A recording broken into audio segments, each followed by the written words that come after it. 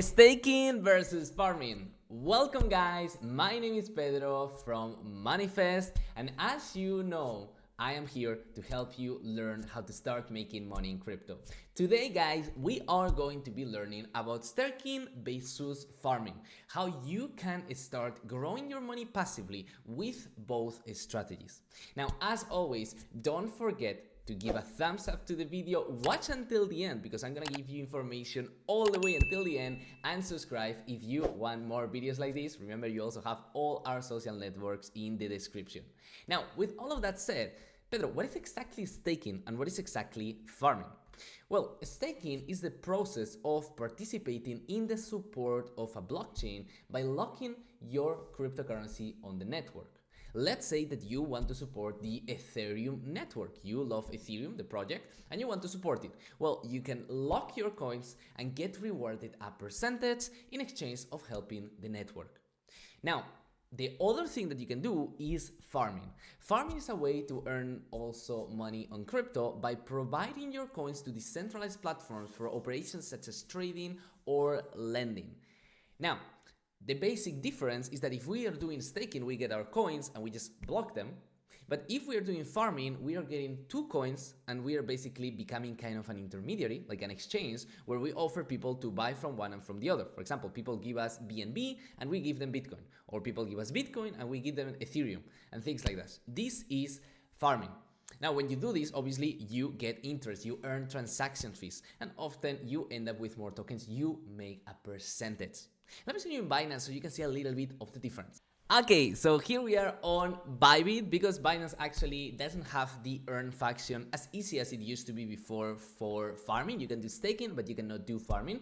So on Bybit, which is another exchange that we also use to buy and sell crypto, it works the same way. We have both of the options. If we go to Bybit, we can go to finance and we can go to earn.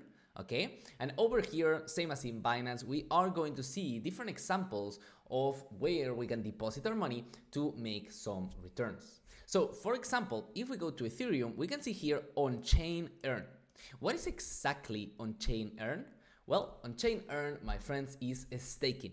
You put your money on staking, okay, that Ethereum, and in a year, it's gonna generate you between 3.17 and 3.59%.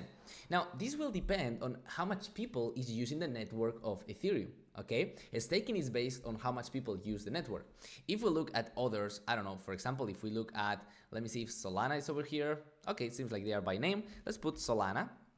If we look at Solana, Solana also have on-chain earning that goes between 5 and 30%. In general, it's around 10%, but they do have on-chain earning. If we look at ADA, Cardano, they have the same thing. Well, they don't offer it here, but they also have a staking. So there's some products that you can do staking. You need to understand not all cryptocurrencies have a staking. Why? Well, because a lot of cryptocurrencies, for example, are proof of work. This means that you can mine them. If you can mine them, you cannot do liquidity staking. For example, Bitcoin doesn't have on-chain staking. It's impossible. You cannot do that. You can do mining, but you cannot do on-chain staking. So on-chain staking is only for those products, for those cryptocurrencies that actually have the possibility to do it. There's a lot of them, to be honest. Most of them, well, can be done, but it's only for those coins. Now, staking is very nice and it gives good rewards and it doesn't vary that much, so it's more like stable. But if you want to get more resources, if you want to make more money, you can do farming. Now, farming is using two different coins, as I said, providing liquidity and allowing people to buy and sell, staying in the middle and taking a commission. For example, doing Bitcoin with USDT or Ethereum with USDT or USDC with USDT or things like that. Now, that's what is known as dual assets, okay? If we go in dual assets, we will be able to do this.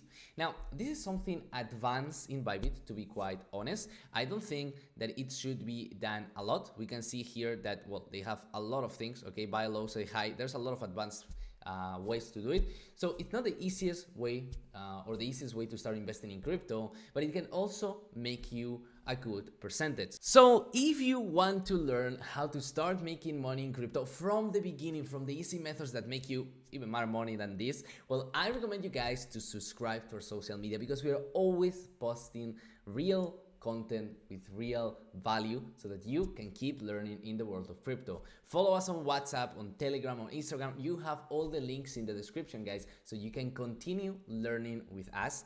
I hope that you enjoyed the video. If you did, give it a thumbs up, and I will see you on the next one. Bye!